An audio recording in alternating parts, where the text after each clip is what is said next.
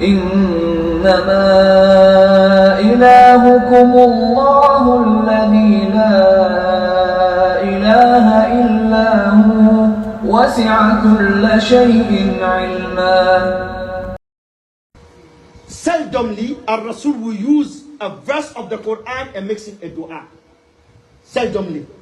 This is one of the ayahs of the Quran that Ar-Rasul made a dua after reading the ayah. What is the dua? I want you to listen to it and when we learn them. Ar-Rasul said, Allahumma ihdini, oh Allah, guide me li ahsanil a'mal, to the best of deed, wa ahsanil akhlaq, and the best of character. And you know you're going up, and the whole world can see you're a different human being. But then, as he takes your life and transforms your life, that life is threatened now by those that are opposite that life. So when you give up, you now have to ward off the attacks that come. Yes, sir. You have to be able to protect the new life that has come to you. Yes, sir. Because there are those who would not like to see you continue to grow till you become one with God. They'll call you a fool. And they'll mock you and they'll slander you. Sometimes your parents will turn against you, your friends. But once you receive the call and you respond, and they see you give up something that they know you thought was valuable and they still think it's valuable, Yes, sir. That's what they think. they will mock you. That's right.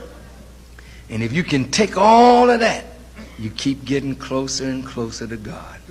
Honesty brings barakah. When you're truthful and avoid cheating and taking advantage of others, the blessings begin to flow. When you know Allah subhanahu wa ta'ala is watching you and you do your work with sincerity, respecting the rights of your clients, employees and employers, that's when Allah subhanahu wa ta'ala blesses you. Even if your salary doesn't increase, the barakah in your life surely will. So work for money, but work for barakah even more. The crimes that were committed by the West against the rest of the peoples of the earth are their crimes and no one else's. You were responsible for the transatlantic slave trade that ripped millions upon millions of people from their homes, from their families, from their cultures, and you invented the whole concept of white supremacy to try to justify your barbarity, classifying your fellow human beings as subhuman. And when the Berlin Conference was convened in 1884, where European powers sat around a table and carved Africa up like a piece of meat, the Congo was turned into a personal plantation for King Leopold of Belgium, where 10 million Africans were worked to death, mutilated, and murdered for the sake of rubber and ivory. The French, the British, the Germans, the Portuguese, all of them imposed their will on Africa, draining its resources, enslaving its people, and crushing any resistance underfoot. For over 2 centuries, those same British exploited India's wealth and turned that prosperous civilization into a land of famine and poverty. They massacred anyone who dared to rise up. Winston Churchill starved tens of millions of Bengalis. You colonized the Philippines, first the Spanish and then the Americans. You murdered over 200,000 Filipinos in a brutal war of subjugation. From Guatemala to Chile, from Nicaragua to Haiti, the people of Latin America have suffered under the weight of American imperialism, and their struggles for liberation are always met with bullets and bombs and death squad. The indigenous peoples of America were hunted like animals. Their lands were stolen, their cultures erased. Their children were ripped away from their arms in a policy that they called assimilation, that sought to erase their culture, erase their identity, and erase their very existence. Just stop with this nonsense. We all know you. We know your history. You went around the world on your so-called moral crusade to abolish or to deregulate slavery everywhere, as if anyone in the world had been as savage as you in the practice of slavery. In the Muslim world, slaves were more like proteges, more like wards. The Arabic word that was traditionally used for a slave owner linguistically had the connotation of custodian, or caretaker, or someone who is responsible for someone else. Slaves had the right to purchase their way out of servitude, and they had the freedom to pursue earning independent income. While there were some slaves in the Muslim world who had more money than their masters. There were slaves in the Muslim world who held high positions in the government. They weren't treated as subhuman. Slavery in the Muslim world wasn't based on race or ethnicity. There wasn't some sick, quasi-scientific rationale claiming that they were inferior human beings. That's unique to American slavery. In Islam, slaves could register cases against their master in court. Slaves in the Muslim world had more rights and more upward mobility than freed slaves in America. Why they had more rights and more upward mobility than many African Americans have in the US right now, because we never approached this institution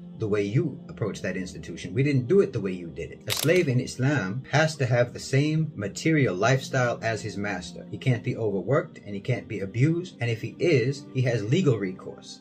We know that the poverty and the strife in our lands is not the product of Islamic values, but the direct consequence of Western values and Western imperialism. They're the fruits of a century or more of exploitation and oppression that your values let you do. The very chaos that they point to is a testament to the destructive power of their own values, not ours. No, Islam never failed us. It's the interference and the domination by Western powers that have brought us to this point. The same values that led them to enslave and rape and pillage and plunder and to exterminate indigenous peoples and wage endless wars of conquest and colonization, those are the values that have scarred our lands, not ours. But because of Islam, we bounced back. We took the blows, but we never fell. And don't let anyone ever tell you that we did. Islam is stronger today in the Muslim world than it was 50 years ago. And it's spreading faster in the land of the colonizers than anywhere else. So don't you ever let the West plant false trauma into your mind, false sense of defeat and despair. Because look, when you insist that the Muslim lands are ruined, the other side of what you're saying is that the West was powerful enough to ruin us. And that's completely false. They never did and they never will. We were praying and fasting and following Islam in our lands 1,000 years ago, 500 years ago, a century ago,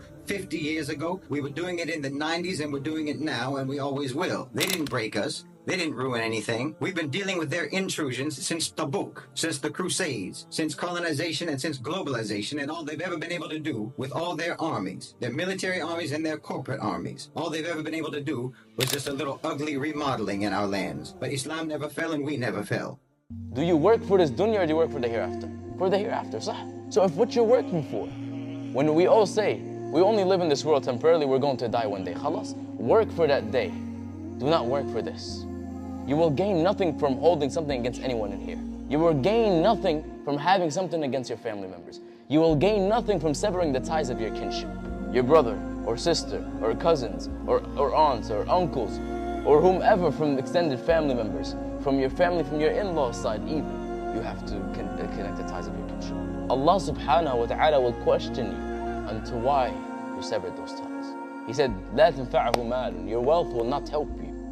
Nothing on this day is going to help you.